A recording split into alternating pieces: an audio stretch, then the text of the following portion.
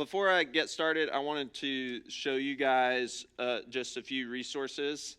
And if you're, some of them are if you're a major nerd, some of them are if you just care a little bit, and then some of it you can just ignore if you want to. But this is a good little book called How to Read the Bible as Literature by Leland Ryken, not Philip Ryken, Leland Ryken. This is just, it's not Joseph specific, but it's a really helpful book in just understanding how do I read the Bible better, and how do I read it to understand, recognizing that the Bible is, it's God's word that has been given to us, but God so wrote it through human beings who are using literary devices to write the Bible, and you can use it the way that you would interpret any kind of literature. You can look at the Bible and you can see some of the meaning of the Bible more clearly if you read it as literature. So this is one that I read through in one of my preaching classes in seminary, and I found it really helpful. So that it's especially helpful in a narrative like Joseph. So that one's good. This guy is a little book specifically on Joseph. It's called From Prisoner to Prince by Samuel Amati. He's actually a PhD graduate from Southern. And this is one that I don't agree with every argument that he makes in it, but it helped me so much to see kind of how Joseph fits into the bigger picture of the Bible. I would highly recommend this one. He really breaks down kind of connections between Joseph and the rest of Scripture. And this series is called New Studies in Biblical Theology. If you see little gray books like this, all of these little gray books are really, really good. So that's a helpful thing. These are, if you're big nerds, these are the main commentaries that I'm referencing as we go through this. This is a Word Biblical Commentary. That's for the extra nerdy. And then this is one that I get this commentary for every book that I teach, and it's the New International Commentary on the Old Testament. So if you're extra nerdy and you want to study extra, those are good. And then I'm going to put this on the back later, but this is just a Hebrew Bible. So this is what it is written in the original language and that sort of thing. And so we're going to work through, there's some significant words and things that are going on in the text that if you want to just take a peek at it and see what it actually looks like as it was written, then you're welcome to look at that as well. Actually, the guy who is teaching in the sanctuary this cycle is Dr. T.J. Betts. He taught both me and Chris Parrish Hebrew. So if you want a Hebrew expert, that's your place. If you want a guy who has been taught Hebrew and remembers a little bit of it, then you're welcome to come back next week. But so I am used to teaching the students in on Sunday mornings, and we do things in a little bit different format, and we do a lot of kind of teaching and then discussion and teaching and discussion. I don't know how well you guys are going to discuss, so I might have all sorts of stuff to teach you today, or I might have a little bit to teach you, and then we discuss it some, but we'll just see how you guys are interacting, and we'll go from there. So Joseph holds a little bit of a special place in my heart right now. I taught through Genesis with the students last year and really enjoyed when I went through the Joseph narrative section. It just struck me a lot. And then working through some of my Hebrew classes in seminary, I went through Joseph more and learned more, and just studying him more and reading some of these books. It just really struck me, some of the things about the Joseph narrative. So I was really excited to be able to teach on him. He is a unique character in the Bible. Joseph is a guy with some strange, he has about 25% of the book of Genesis is on Joseph. Not Adam, not Abraham. Jacob has a massive portion of Genesis, and we'll talk more about Jacob in a second. But for us to look at Joseph as a guy that gets this huge chunk of the book of Genesis, but then after that, he nearly vanishes from the Bible. He basically is gone after the book of Genesis. So anyone have a guess at how many really substantive references to the Joseph narrative there are in the entire rest of the Bible? Any guesses? They do take Joseph's bones into Egypt. Any? 9. There's a bunch of little references that, like, so he has 2 sons named Ephraim and Manasseh that they end up being tribes of Israel. So sometimes they'll say the sons of Joseph or something. There's a bunch of little references like that. But in terms of really substantive references to the Joseph narrative, there are only 9 in the entire rest of the Bible. There's 7 in the Old Testament, and there's only 2 really substantive mentions of him in the New Testament. So that doesn't, though, mean that he is insignificant to the rest of the Old Testament.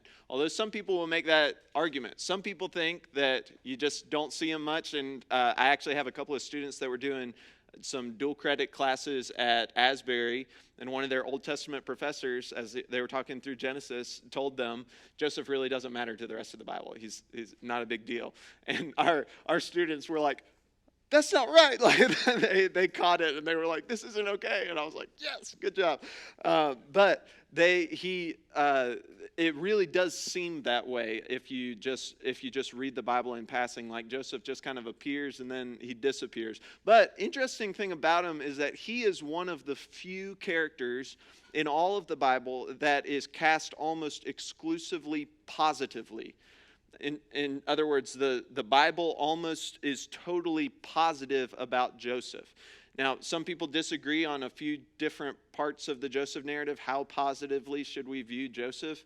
But in general, the entire thing is positive. He doesn't have this spot in the narrative where he has this precipitous fall like Adam or like Abraham or like David or Hezekiah or Josiah or basically all of the characters of the Old Testament that you think, yes, this guy's the good guy.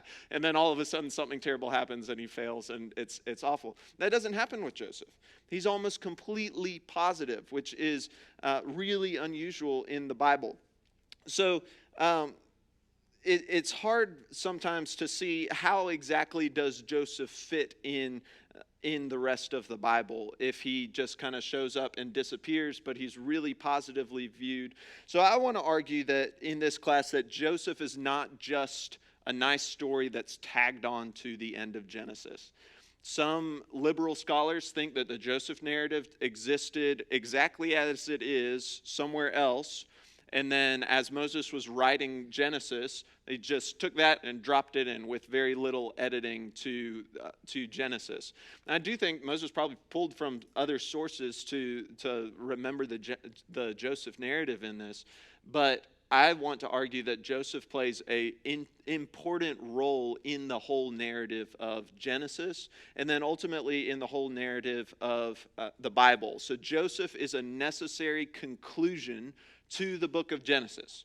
So when you read a book, usually at the end you've got some sort of conclusion that wraps it up, that ties up loose ends, that makes everything kind of come together and see its fulfillment. And I think that Joseph is that in the book of Genesis. Joseph is a partial fulfillment of many of the promises in Genesis. He's a partial resolution to the conflicts of Genesis. And, big words here, he is canonically significant. So what I mean by that is he is significant to the rest of the Bible. It's not just end Genesis and then forget Joseph forever. Now, I could go on for hours and hours, and I will, about the literary joys of the Joseph narrative and just how much fun it is. I'm a nerd. That's me. I love it.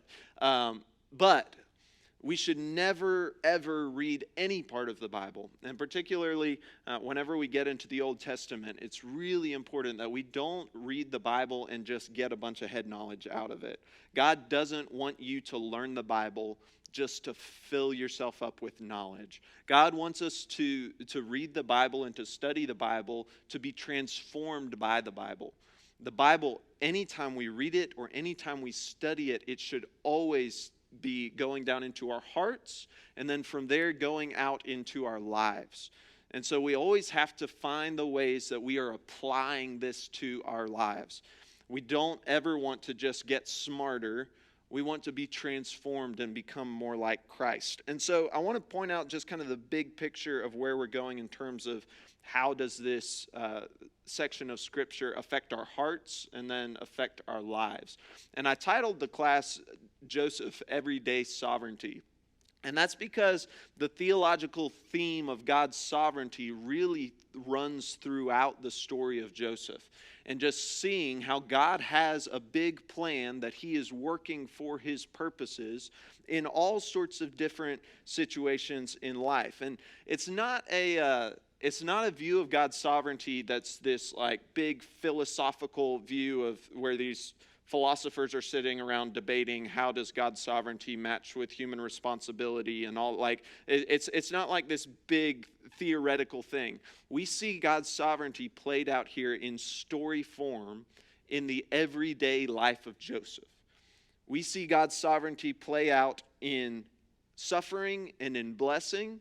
We see it played out in confusion, in family struggles, in slavery, in social programs, in persecution, in false accusations, in temptations. In all of these things, we see that God is working a good plan for his purposes to preserve his people, and ultimately, in the long run, in order to bring about this incredible gospel news of Jesus. And so we're going to see that throughout the story, how God has his hand on everything that is happening in the life of Joseph.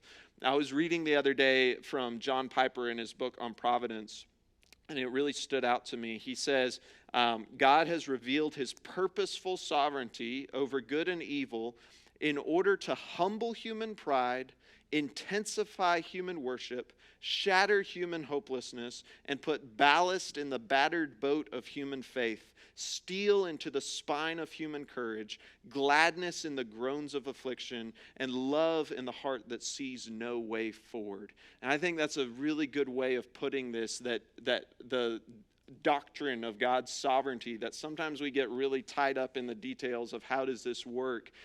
Really, the purpose of the doctrine of God's sovereignty is to get down into our hearts and help us live lives that honor him, knowing that he has a beautiful plan, that he is working for his good purposes. So we're going to have plenty of other applications as we go through this story, but that's kind of the big theme that we're going to be seeing as we run through it. Now, today, I don't know how far we're going to get today. I have so many slides, and you guys probably will not be able to keep up if you're trying to write all of them down.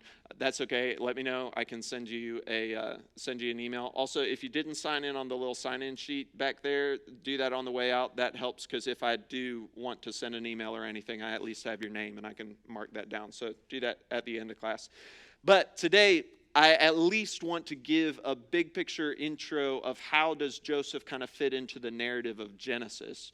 And then depending on how everything goes, we may be able to jump into chapter 37 and talk through chapter 37. But you might have seen something like this before. This is the big picture narrative arc of the Bible. So this is just, if you're ever in a class with Chris Parrish, he almost always puts something like this up here. This is just the story that we see, that God creates all things, mankind falls and introduces the curse and death into the world, and then we have this period of longing where we're living in the brokenness of the curse, and then Jesus comes and we have redemption. You're here-ish after Jesus comes for redemption, and we are ultimately looking forward to recreation whenever Christ comes back and he makes things as they were in Eden and even better than Eden. Anytime you're reading through the Bible, you need to place what you're reading in this and figure out, okay, where does it fit in this? Because we need to understand how does it fit in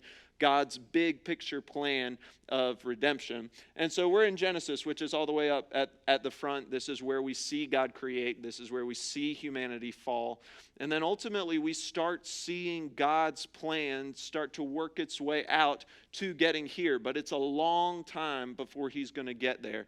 What we see through the Bible often is we see little miniature narrative arcs that mimic this throughout. So you'll see in the Old Testament these little arcs that look a lot like this, and they're pointing us forward to what God is going to do in Christ, but it's not quite that yet. It's not quite the big picture redemption that God has planned for us. So Genesis really does set up this big picture story, what I'll call the metanarrative of Scripture.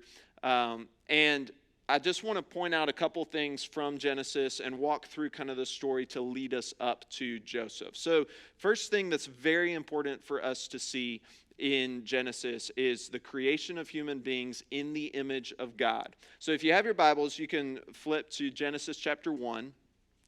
And this is significant in the Joseph narrative. Remember, I said it's a conclusion to the book of Genesis.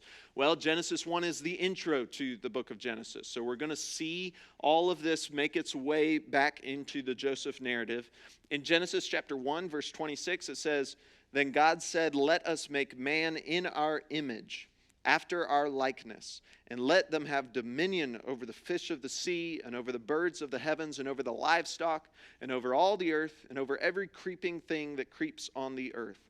So God created man in his own image.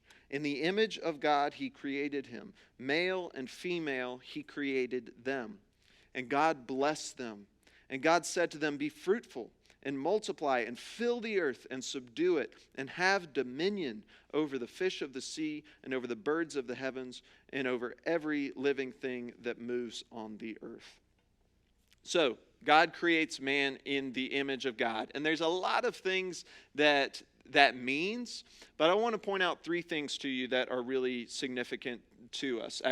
God created man in his image, and he commands them to be fruitful and multiply and fill the earth. Now, what this means in terms of applying this to us, how do we apply the fact that we are created in the image of God? Number one, we were made to advance the worship of God over all the earth. So, an image.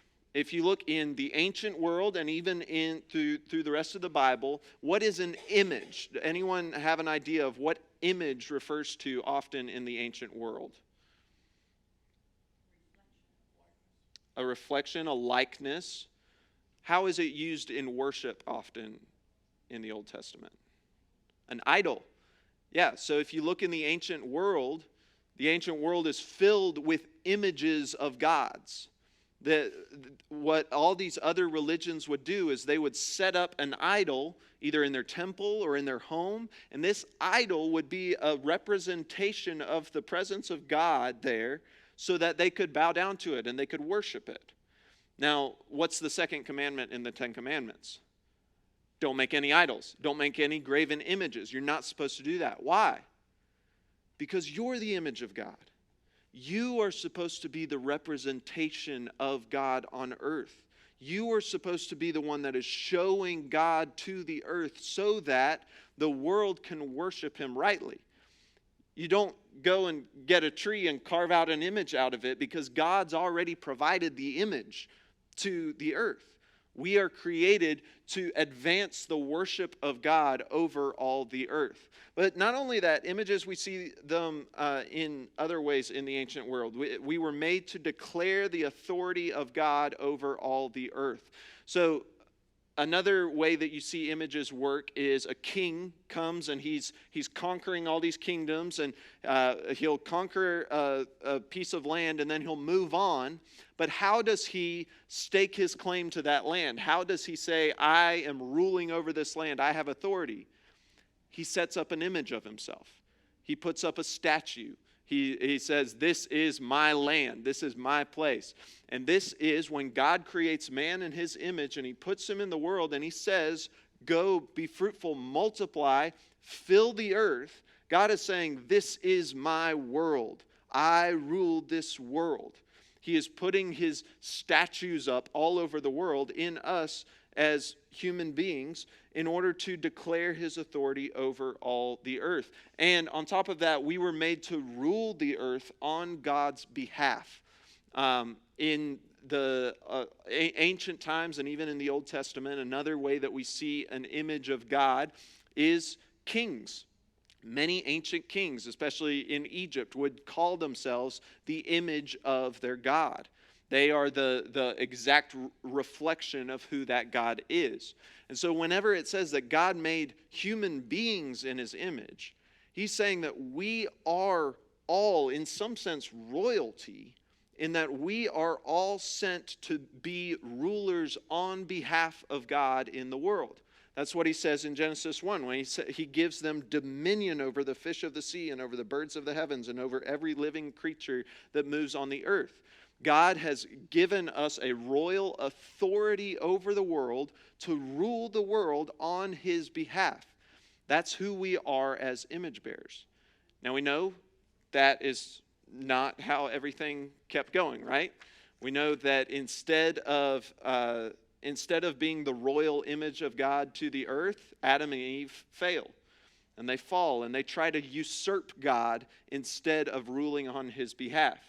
They end up directing their worship to things other than God instead of spreading his worship over the world. They end up being ruled by the creation instead of ruling creation on his behalf.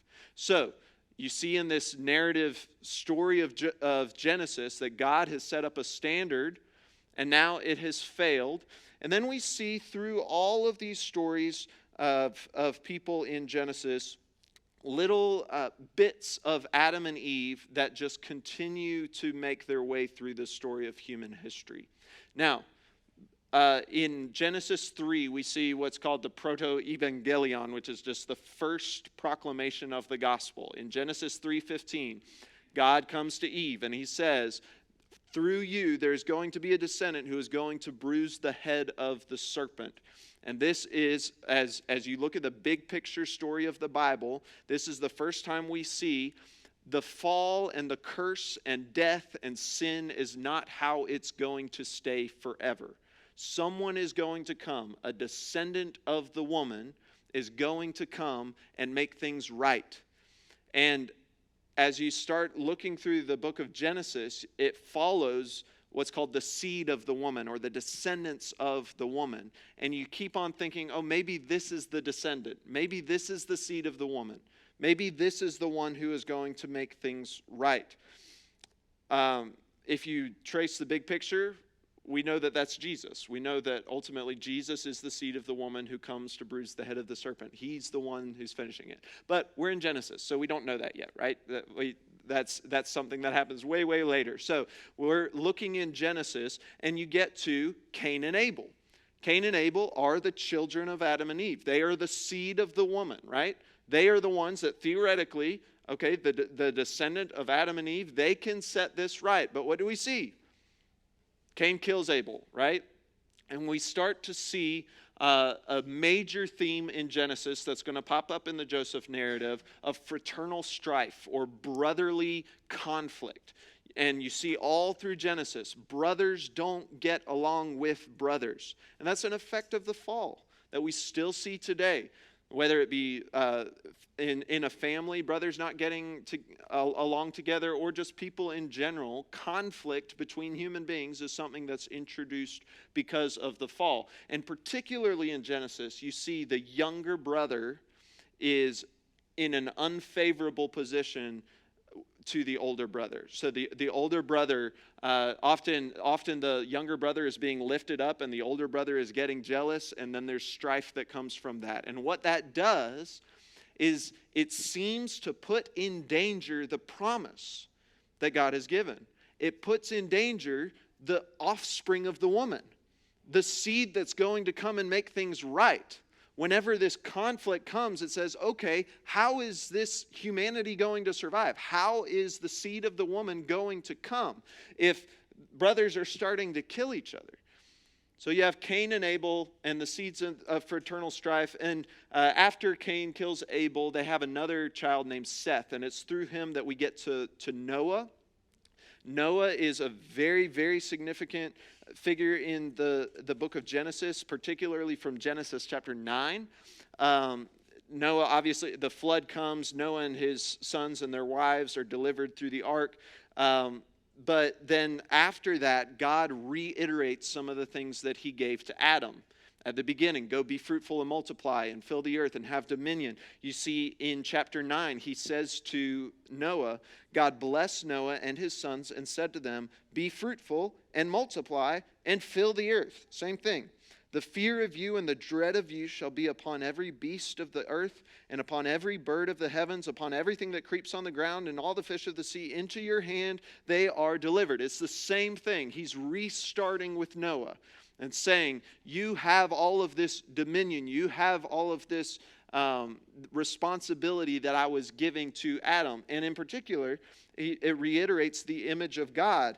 In verse 6, he says, whoever sheds the blood of man, by man shall his blood be shed, for God made man in his own image.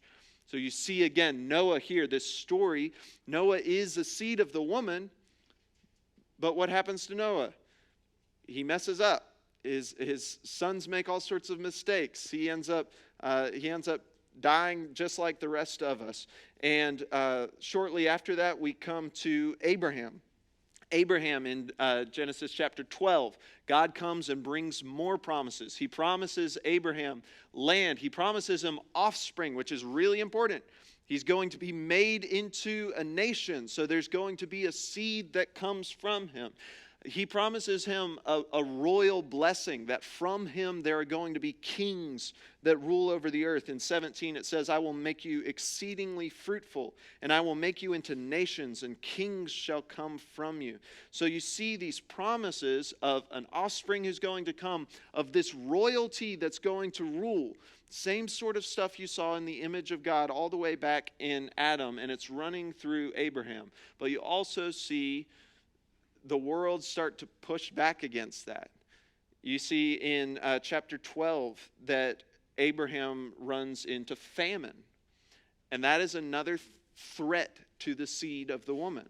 It's another threat that says, okay, if someone's going to come and be the deliverer that bruises the head of the serpent, but they don't have anything to eat, that's not good. And you see it over and over in Genesis, a theme that famine comes. Famine is taking away food of the people. And where does Abraham go when famine comes? He goes down to Egypt. And we're going to see that pattern repeated. Actually, I believe it's Isaac. There's famine that comes, and he's about to go down to Egypt, and God says, don't go down to Egypt.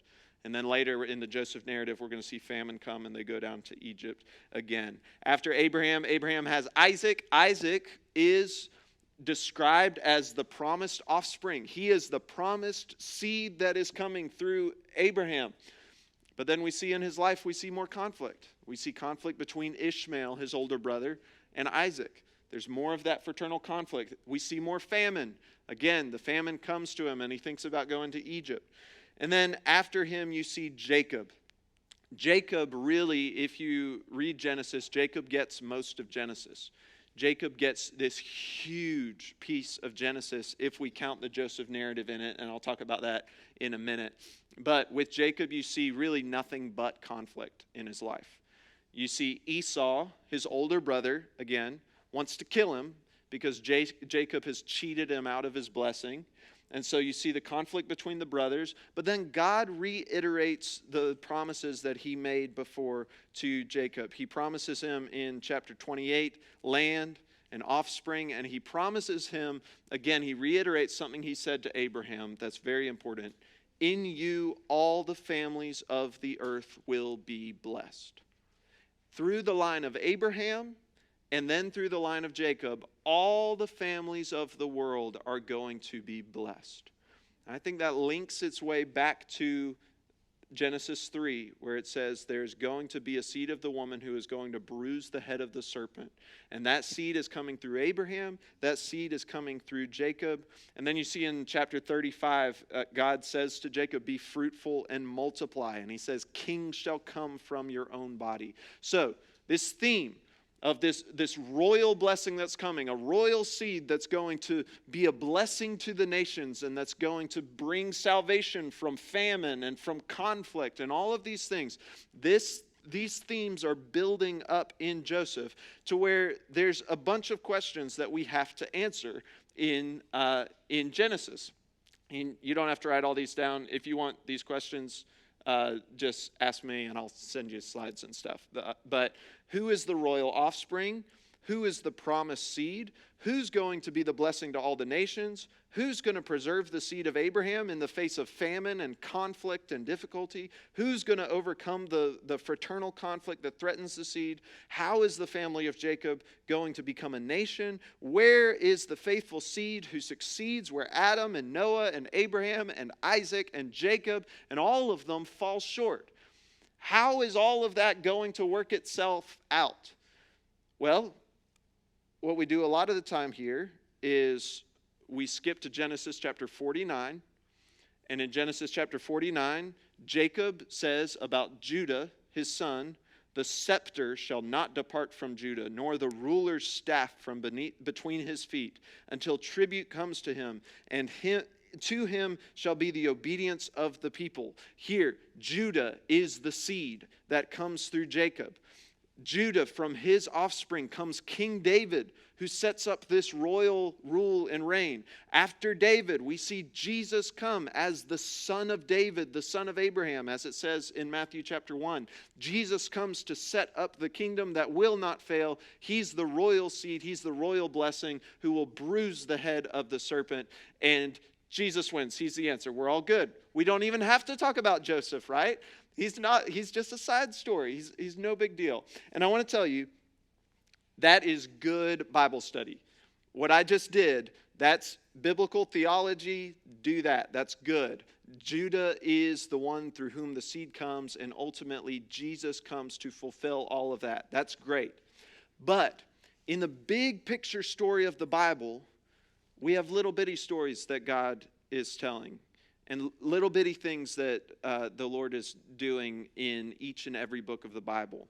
And as God inspired the Word of God, He is using individual authors and individual books to tell distinct stories. And Genesis in itself, as it sits by itself, is a significant story that needs a conclusion. And so before we skip and jump all the way to Jesus here, looking at the big picture of the Bible, I think we need to look in the book of Genesis at what is Moses doing with Joseph, this guy who gets 25% of the book of Genesis. He's kind of important here. And then in the big picture, how does Joseph show us at least a partial fulfillment of what Jesus ultimately is going to fulfill? Any questions? I've talked way too much. Okay, let me give a couple more introductory notes, and then I think we might make it to chapter 37 today. Maybe not. Math? Yeah, I think we might. Okay, so there is a structure in the book of Genesis that you'll read, and I'm about to get really nerdy on you guys, and I'm not sorry because I love it. So this is what's called the Toledo Structure, which is from a Hebrew word. There's a Hebrew word that you see throughout Genesis that's Toledot or something similar to that. You see it 10 times in the book of Genesis. And what it's literally, it's generations. And so if you read in your English translation, you'll see these are the generations of so-and-so. And what you might expect is that's going to say so-and-so was the son of so-and-so, so-and-so was the son of so-and-so. And sometimes it does that. But other times, it just introduces a new section of the story. So you see it 10 times to divide the sections of Genesis. You see it with Genesis 2:4. These are the generations of the heavens and the earth when they were created. You see it in chapter 5. This is the book of the generations of Adam. You see it with Noah, with his son Shem, with Terah, with Ishmael, Isaac, Esau, and then ultimately Jacob in chapter 37. So chapters 37 to 50 of Genesis are isolated by this Toledot in 37:2. That's why we talk about the Genesis narrative as a section in and of itself. It's all connected to the others, but it is structurally in the book of Genesis intentionally set apart as this separate section of Genesis. The interesting thing, though, is it doesn't say these are the generations of Joseph. it says these are the generations of Jacob, who it's actually been talking about for a little while by the time it gets to chapter 37. So even though I talk about the Joseph narrative, you might better actually call it the sons of Jacob narrative. The Joseph narrative is not just about Joseph. We're going to see there's significant things in here about Reuben and about Judah and about Simeon and about Benjamin. And in all of these things, it's a bigger picture narrative of the sons of Jacob, or the other name that Jacob is given in Genesis, the sons of Israel. So this is the start of the history of the people of Israel. Particularly in this, you see Joseph and Judah. So Joseph is highlighted. Judah is also a very significant player through all of chapters 37 through 50. So those are the main people to keep an eye on, is Joseph and Judah. And then I just want to introduce quickly the sons of Jacob that we have. So earlier in Genesis, you have this really messy situation with Jacob's wives. It's weird, it's gross, but Jacob likes Rachel.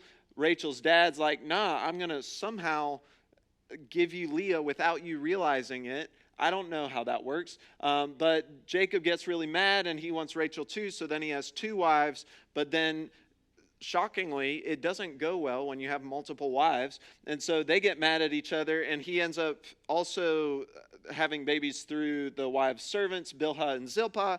And it's just this big mess, and it's a terrible thing, but he ends up having 12 sons. And so the firstborn is Reuben, who he has through Leah. Reuben is not really talked about like he's the firstborn throughout the book of Genesis. In fact, Reuben doesn't become all that significant. He's got a couple of important parts in the book of in the Joseph narrative, but he's really just kind of seen alongside the rest of his brothers. Then you have Simeon, Levi, and Judah. Judah's going to be a big one. He's the fourth born from Leah. After Judah, Rachel gets jealous, and she sends her servant to Jacob to have a child, because I don't know how that helps her, but she thinks that helps her. So then Bilhah has Dan. Bilhah also has Naphtali. Then Leah gets frustrated, and she sends her servant Zilpah, and Zilpah has Gad and Asher. And then Leah starts having babies again, Issachar and Zebulun. And then finally, after all of these years, 10 sons are had. Finally, Rachel conceives and has a son. And that is Joseph. And so I said Reuben doesn't really act like the firstborn in much of this story. Joseph really seems to act like the firstborn in the Joseph narrative. And the reasons for that aren't super clear in the Bible. I think it might have something to do with the fact that he is the firstborn son of the wife that Jacob wanted to have. And I think Jacob sees him that way, as if he is the firstborn son. We're going to see in chapter 37 this idea of him being the son of Jacob's old age as well. He loves Joseph more than he loves any of his other sons. And then poor little Benjamin shows up, and he's the son of Jacob's older age, but he doesn't really get the treatment that Joseph gets, but he's going to play a very significant role in Genesis and also in the life of Israel in general. But Rachel actually dies either in childbirth or shortly after she gives birth to Benjamin. So that might be part of why he doesn't have quite the same feeling towards Benjamin that he does towards Joseph. Is he gained life in Joseph, but with Benjamin he gained a life, but he also lost the woman that he loved in his birth as well. So those are the characters. So any questions based on all of that stuff? Yes, those end up being the tribes of Israel. So Jacob's name is changed to Israel, and those are the sons of Israel from which everyone comes.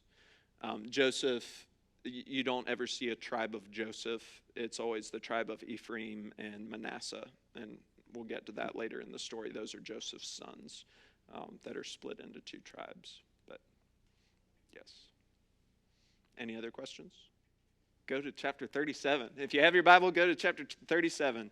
And I promise I won't fire hydrant you quite as much in the future. In future weeks, I'm throwing a ton of information at you, and it's a lot. But in future weeks, we'll slow down a little bit more. But chapter 37, this is where we get into that Toledo structure. This is the section that we're talking about in the Joseph narrative. So I just want to read through it some and just give you guys some comments about it as we read through, and we'll get as far as the narrative lets us get today. Sound good? All right, so chapter 37, verse 1, it says, Jacob lived in the land of his father's sojournings in the land of Canaan. So pause. I didn't get far, did I? It talks about his father's sojournings. God has promised Canaan to Abraham, Isaac, Jacob. They are going to have this land. But that word sojournings is not his land. Like, this is not the land of Jacob's father. This is the place that he stayed, that he didn't own any land. So that hasn't been fulfilled yet. They do not own the land of Canaan. They're just sojourning there. They're living there temporarily. And then in verse 2, these are the generations of Jacob. So that starts our new section here. It says, Joseph, being 17 years old, was pasturing the flock with his brothers. He was a boy with the sons of Bilhah and Zilpah, his father's wives. And Joseph brought a bad report of them to their father. Now Israel loved Joseph more than any other of his sons, because he was the son of his old age. And he made him a robe of many colors. But when his brothers saw that their father loved him more than all his brothers, they hated him, and they could not speak peacefully to him. So we see very quickly here jealousy and fraternal strife. This theme that keeps on coming up in Genesis, it's come up with Cain and Abel. It came up with Ishmael and Isaac. It comes up with Esau and Jacob. And somehow Jacob doesn't see this is going to be a problem if I am just like doting on this one son and all the other older ones aren't getting anything from me. Somehow he doesn't see that. But it's creating this incredible strife. Now, a few things about this. The bad report. It says he brought a bad report of them to their father. People disagree on this. Some people think this is a negative thing about Joseph, that he is bringing a false report, that he is coming and he's talking bad falsely about his brothers to their father. When I read the story as a whole, I don't see that. I don't think that that is what this is doing. But linguistically, that could be the case. Joseph might be lying about his brothers. At very best, though, Joseph is a tattletale, right? He's a snitch that shouldn't be talking bad about his brothers. But I don't see it as a false report that he's bringing. But that is the word bad report could mean that if the context dictates it. This really is the only thing in the entire Joseph narrative that you could really say is negative about Joseph if you read it that way. Basically, the rest of the Joseph narrative, he might be a little immature here and there, but he's morally, he's good for the rest of the time, unless he is falsely sharing these things. That's the only thing really through the whole narrative that can negatively be said about him. Jacob loved Joseph more. Again, it says it's because he was the son of his old age. Again, that phrase is kind of a vague phrase. What exactly does that mean? I think that where it says he was a boy with the sons of Bilhah and Zilpah, I think it is pointing to the fact that Joseph was the son of his old age to the woman that he loved. I think it's pointing back to that idea. He is the son of Rachel. Because, again, Benjamin was the son of his older age. And he didn't love Benjamin more than he loved Joseph. So I think it's pointing back to this idea of being the son of Rachel.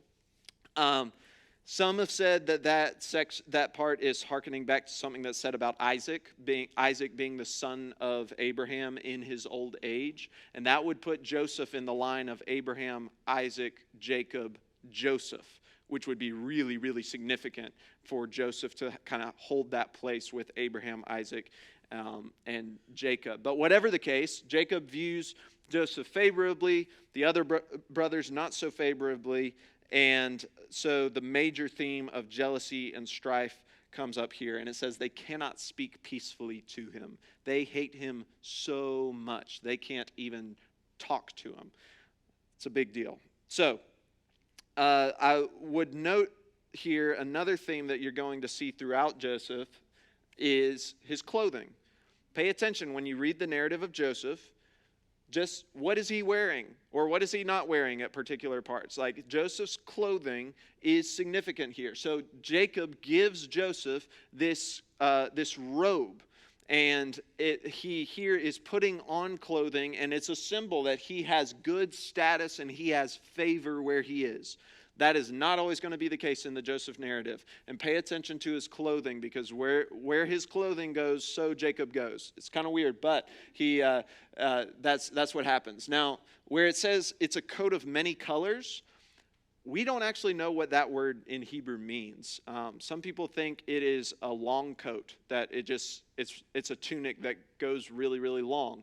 The reason we translate it as coat of many colors, and the reason all the cartoons are a many-colored coat, is because that's how the Septuagint translates it. So the Old Testament was written in Hebrew, and then a long time after that, the Old Testament was translated into Greek, and that's called the Septuagint. So in Jesus' time, whenever they read the Old Testament, often they're reading from the Septuagint. They're reading it in Greek. And the Greek translation is a coat of many colors. And you also see that in the Latin. Whenever later they translate it into Latin, they call it the coat of many colors. So if you look back at kind of the evidence of why they translated it like that, we don't really know, but the thought is maybe they knew better than we did how to translate the Hebrew, so we kind of follow with that. The word there, you just don't see it anywhere else. So it pops up maybe one or two other times in ancient literature in general, but it doesn't, we just don't know that it means of many colors. But the fact that the Septuagint and the Latin Vulgate both went with that, that's kind of what we think of. Either way, this clothing is special. It's not just a different coat that he made for Joseph. This is something that either it's bright and colorful, or it's long and flowing, or something is distinguishable about this clothing that is being made for Joseph here. So keep watching for statements about Joseph's clothing. So then we run into Joseph's dreams. Let's read in chapter 5, or verse 5. It says, "Now Joseph had a dream, and when he told it to his brothers, they hated him even more. And he said to them, 'Hear this dream that I have dreamed. Behold, we were binding sheaves in the field, and behold, my sheaf arose and stood upright. And behold, your sheaves gathered around it and bowed down to my sheaf.' His brothers said to him, 'Are you indeed to reign over us? Or are you indeed to rule over us?' So they hated him even more for his dreams and for his words." Joseph is not very socially aware, at the very least. Obviously, this isn't going to go over well with his brothers, but then he does it again. Verse 9, he dreamed another dream, and he told it to his brothers. And he said, "Behold, I've dreamed another dream. Behold, the sun and moon and 11 stars were bowing down to me." And when he told it to his father and to his brothers, his father rebuked him and said to him, "What is this dream that you have dreamed? Shall I and your mother and your brothers indeed come to bow ourselves down to the ground before you?" And shockingly, his brothers were jealous of him. But his father kept the saying in mind. Now, a few notes about this. Joseph, as a dreamer, is really significant in Genesis. The only other people in Genesis that have dreams are Abraham and Jacob. And those are very significant people in the history of Israel. So the fact that now Joseph is receiving these dreams, and then later that he is able to interpret other people's dreams, that is very, very significant for who Joseph is in the big picture story of this. The content of the dream calls back these themes from Genesis. So they are bowing down to him, and he is reigning over them. Now, what his brothers say, "Are you indeed to reign over us, or are you indeed to rule over us?" That word for reign is malak, which looks I'm just going to draw it sorry. This is Hebrew chicken scratch so these are consonants. I don't know if you can even see that, but these are m, l, k. And whenever the Hebrew was originally written, that's all there is. It's just consonants. They didn't write vowels. There's no vowels in the original Hebrew writing. Later on, they added little points to describe the vowels. But that was the word malak, which is to reign. That is also the word melech, which is king. So it's just later they add these dots that tell you this is melech or this is malak. But before, you just kind of have to read it and take from the context, okay, this is a verb or this is a noun or something like that, and you don't know. But that's significant because remember, who are we looking for? We're looking for a royal offspring, a royal seed of the woman who's going to come and be this royal dominion person. And now we see the word king attached to Joseph. That Joseph is, are you indeed going to be a king over us? You're going to reign over us? That's absurd. We're going to bow down to you?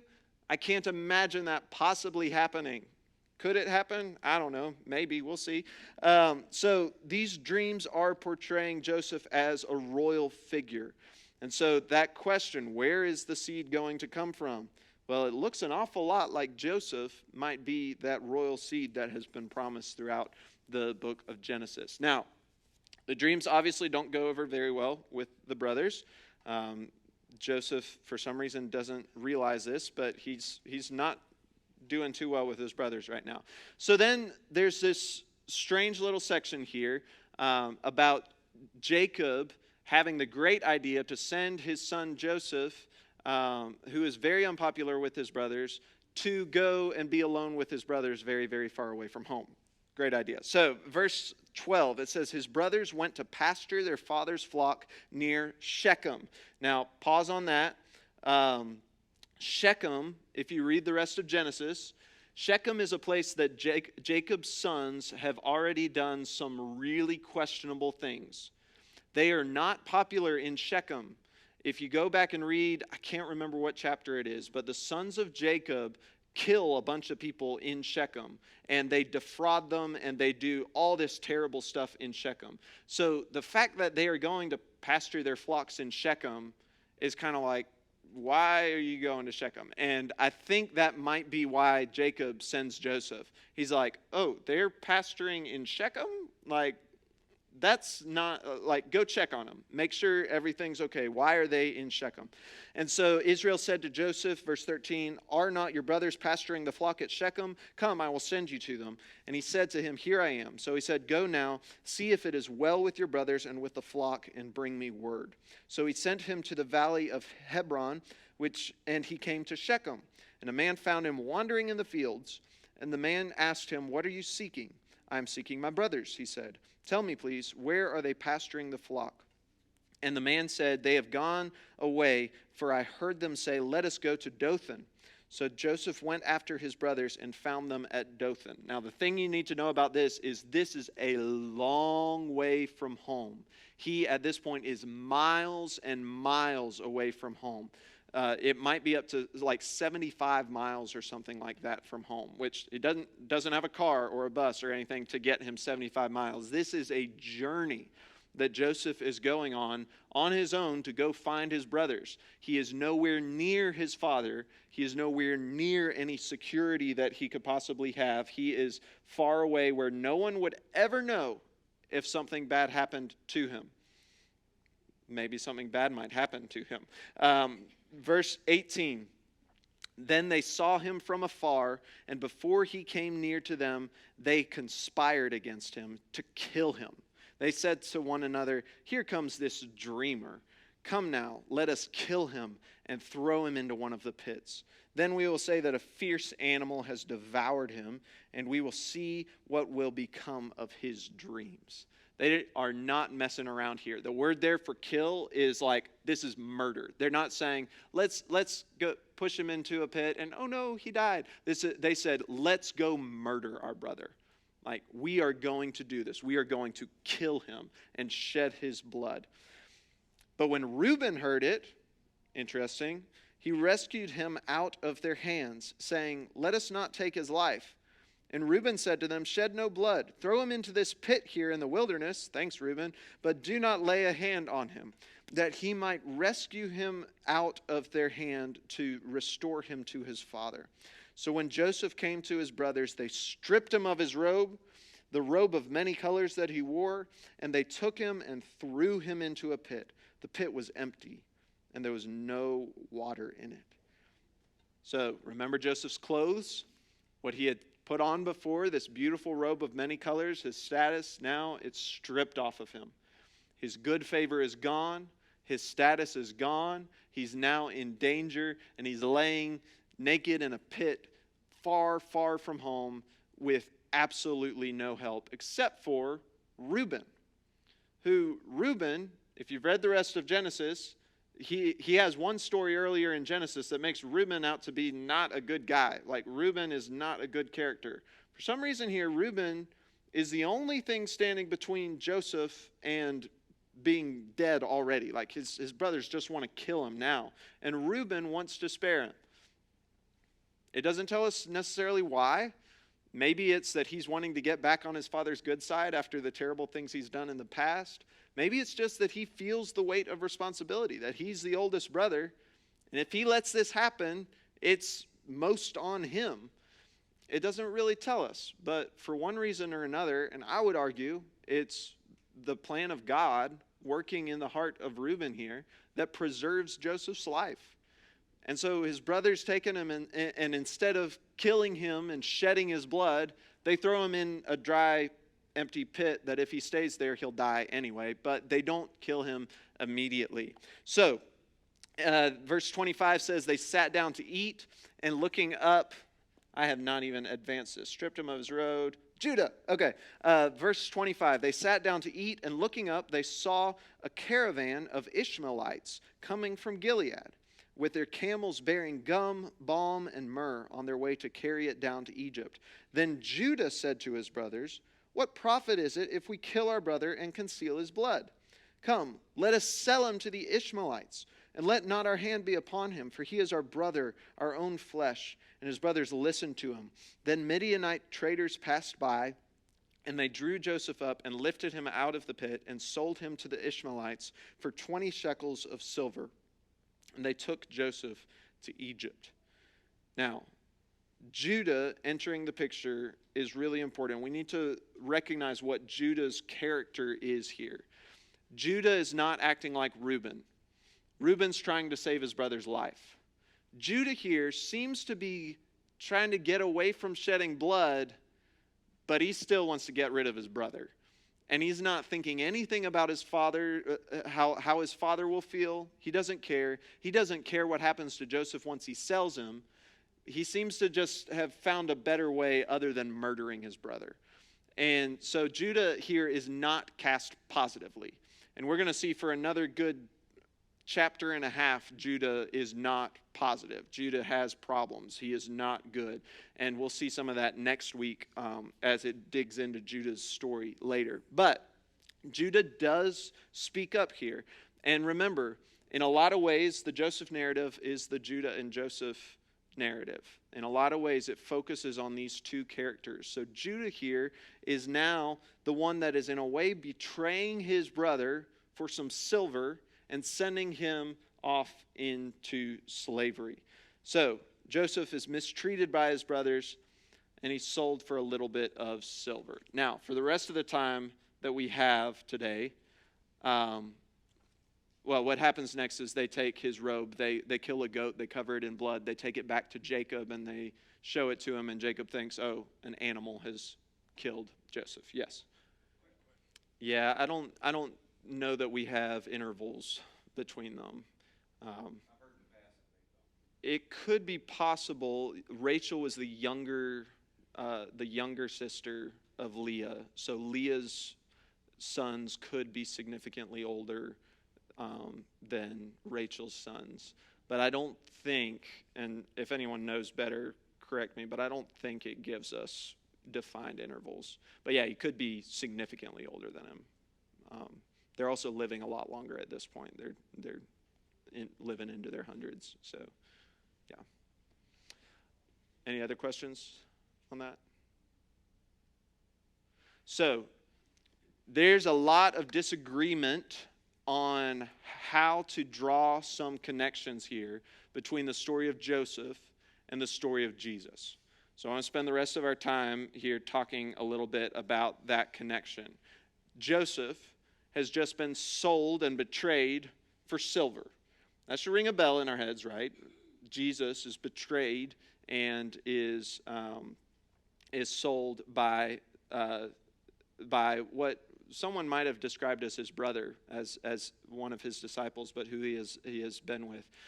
He was betrayed and sold for silver. He was sold specifically by, that's the Hebrew name, Judah.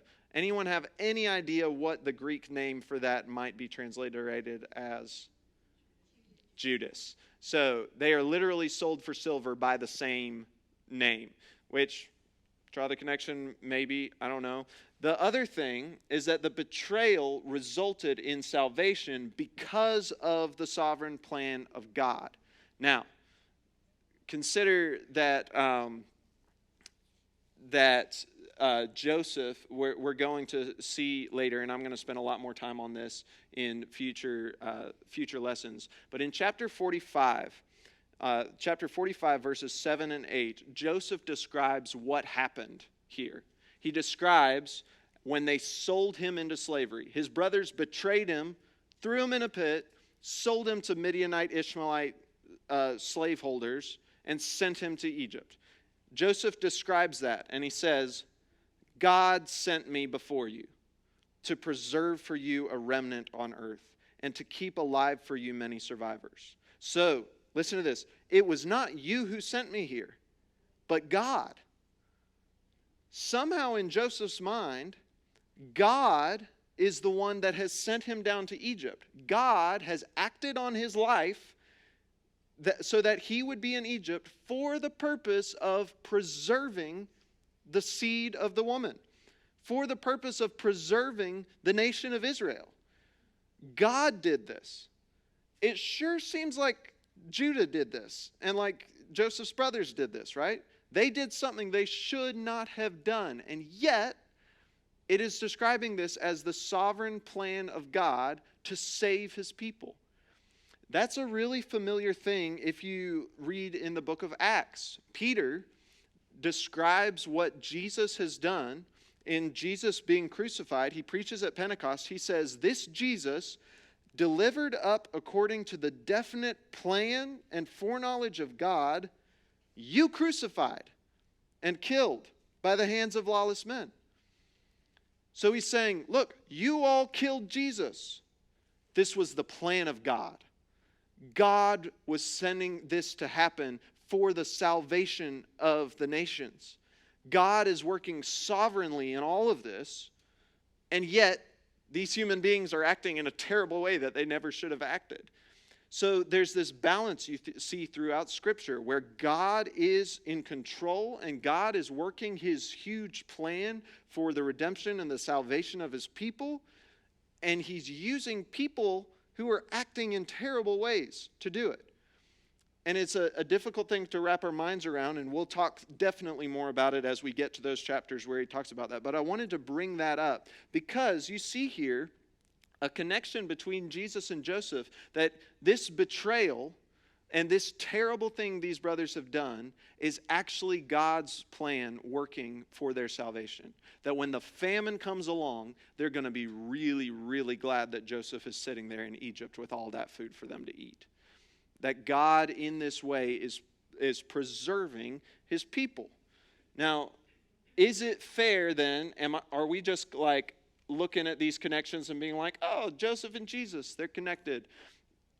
I think it's fair because of Acts chapter 7.